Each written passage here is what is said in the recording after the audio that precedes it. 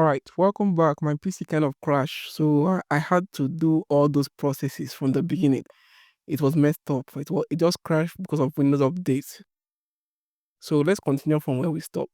So like I stopped in the last clip before it crashed, let's go and fetch the requirements.md that we actually created on ChatGPT a few moments ago. So I'm going to move this stuff here, and we're going to move to ChatGPT. And basically, we don't care to understand what the hell ChatGPT gave us here. Obviously, I understood every single one, but remember, I'm coding this from a standpoint of somebody that doesn't know how to code, somebody that doesn't know what coding means and how to go about it. So that is exactly the standpoint I'm working this thing from, and that's why every error I'm going to show you how it is solved, and we are going to make mistake and solve it, because that's the most important part of this course actually, not even the code like I said before. So we don't really care of anything ChatGPT wrote here. The only thing we know here is that it sticks to our Kotlin plus Jetpack Compose and all the requirements we ask of it. So it's a lot of long episode that ChatGPT came up with here. We just basically copy it because we don't really care at the end of the day. And we have to go back to Cursor, and we have to literally paste this um output in Cursor. So we have to go back to my command list or my prompt list where I made my prompt. That should be in my browser.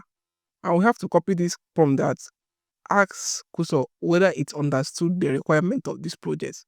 So we have to ask Cursor whether it understood fully the requirements of this project.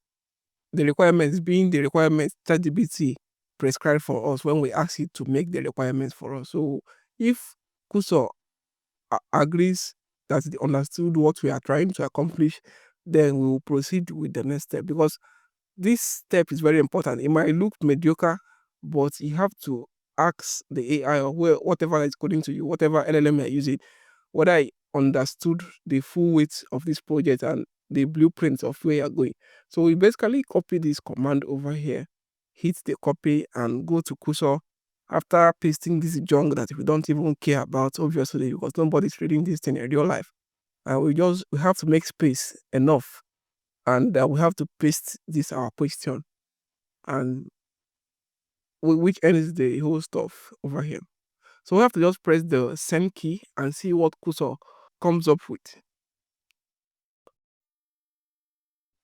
All right, as we wait for what Cursor comes up with, we will basically open Android Studio, because somehow it takes time for my system to open. We're going to visit it at some point, so we are going to launch Android Studio and basically go back to Cursor and see what's going on.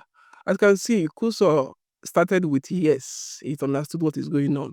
So obviously, seeing this yes should tell you you understood. You can go ahead and read everything it came up with. We are not going to read it in this course, but if you are doing your own, if you are coding your project or your app or whatever, just try to read what Cursor came up with, because it will let you understand whether both of you are in the same track or not.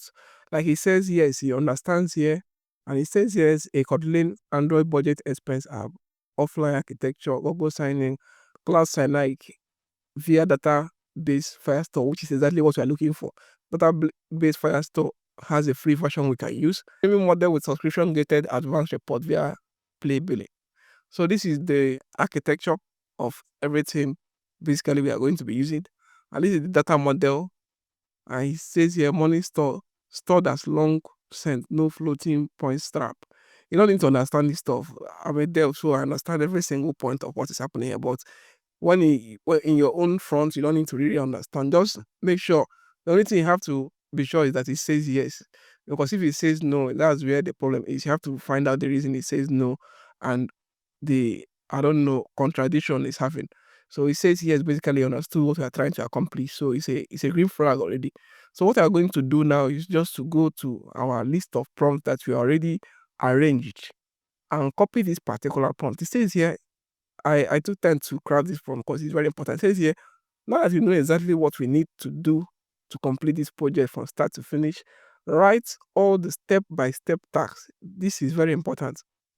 This is the key word here, step-by-step tasks we need to accomplish in order to build this app from start to finish. This is another keyword over here, keywords over here. Nothing should be skipped. This is another, will I say, keywords over here. You must put this nothing should be skipped, because for some reason, if you don't put this nothing should be skipped, the AI skips some frameworks and stuff, some steps you are supposed to take in order to accomplish this project, which will lead to unnecessary debugging at the long run. Because, like I said, the highest work in this stuff is debugging. People that do vibe coding understand what I'm saying. Debugging is the biggest part. If vibe coding was 100%, debugging is 76%. You will debug more than you write code, because the error will be overwhelming if you don't take time from the start. No matter how you do, you will still see errors, but you can lessen the errors when you do a required.md file and steps.md file that is in order. So it says here, nothing should be skipped, front end, back end, etc. in order to avoid complication on our tasks along with the line by any means. Store this in the steps.md file.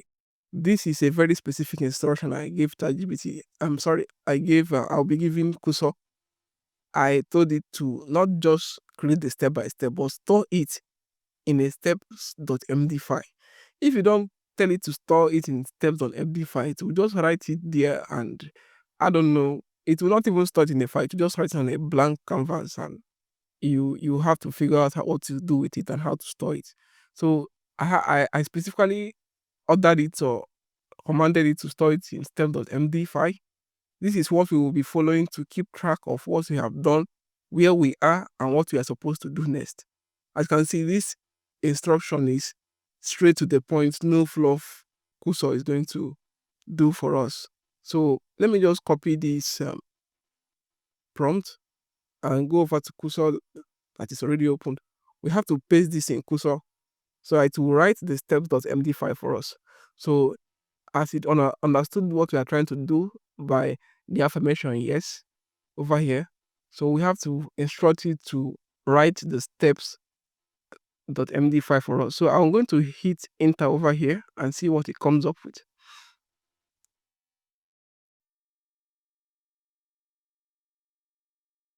As you can see, it's writing the steps.md file like we instructed. It will be writing every steps. Remember what I told you in the beginning in the old modules episodes of this course? I told you that all these files, all these instructions are like the initial blueprint.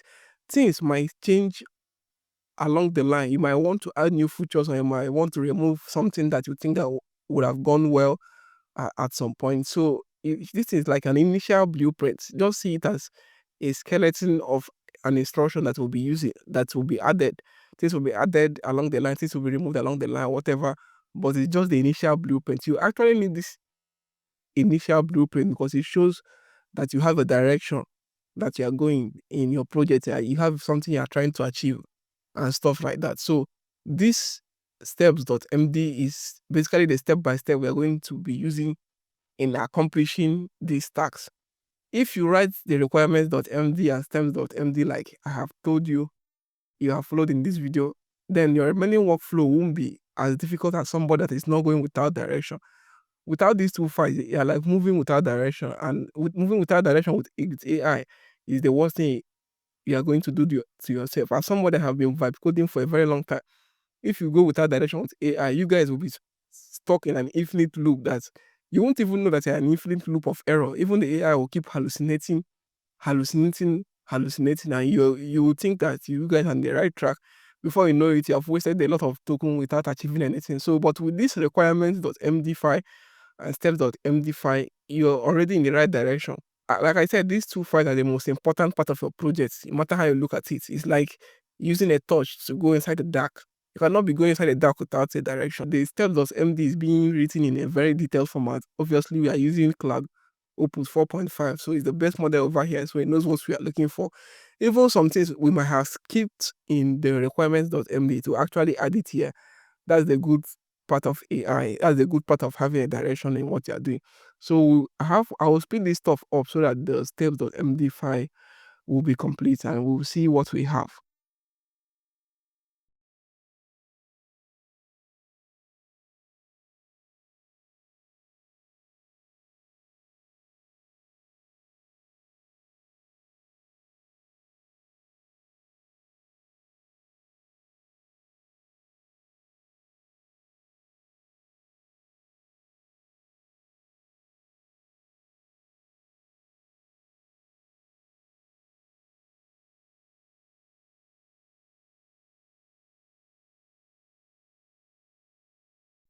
As you can see, we just ended the steps.md now.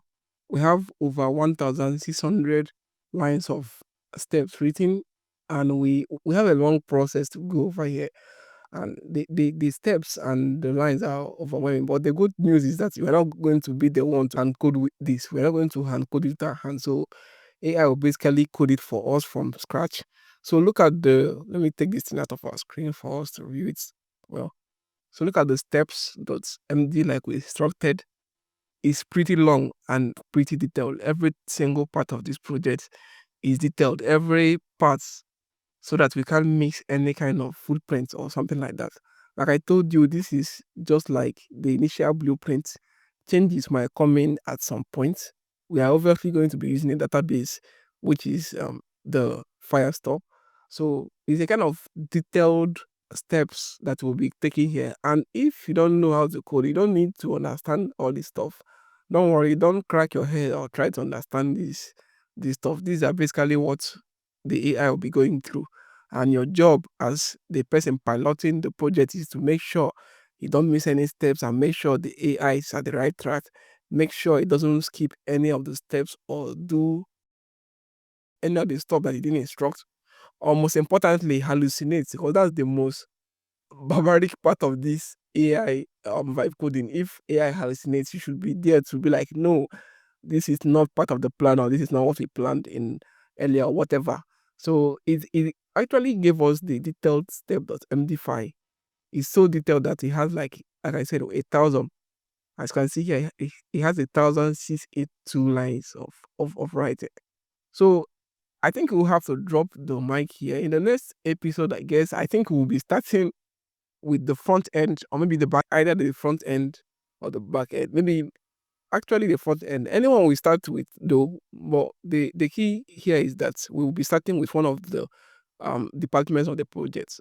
So for now, I'm going to call it a stop for this video.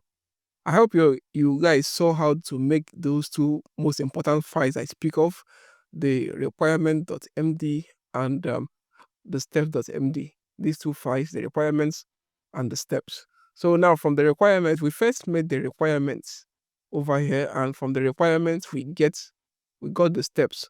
So let me recap over here. We first made the requirements.md using ChatGPT with these prompts over here that you have already prepared, basically the roundup of what we need for this project. And when we got the requirement.md from ChatGPT, we now made the steps.md using Cursor over here. As you can see, using Cursor over here. So this is exactly how you get the initial blueprint of your project and how the blueprint will shape your future development and the next prompt you are going to give Cursor, how you have to coordinate Cursor and see through what it's doing. Because at the end of the day, no matter how good an AI is, or an agentic coder like Cursor, you're going to be the pilot that will make sure that it's trying to achieve the same aim with you. It is not going off the rail, or it's not hallucinating. So in the next module, we are going to actually focus on coding up this project, not just making up files that will lead us, because we have made up the files. And the next module, we are going to actually be talking about what we are going to be using Android Studios for. As you can see, this is a project I'm already working on in the past. That's why my Android Studios is like this. That's why my studios is like this. So yours won't appear like this, like I said. So in the next module, we'll be actually using Android Studio, and you will see exactly what I meant when I say to actually cut your difficulty from 100% to 30%. So you actually see what you are going to do with Android Studio. It is super useful.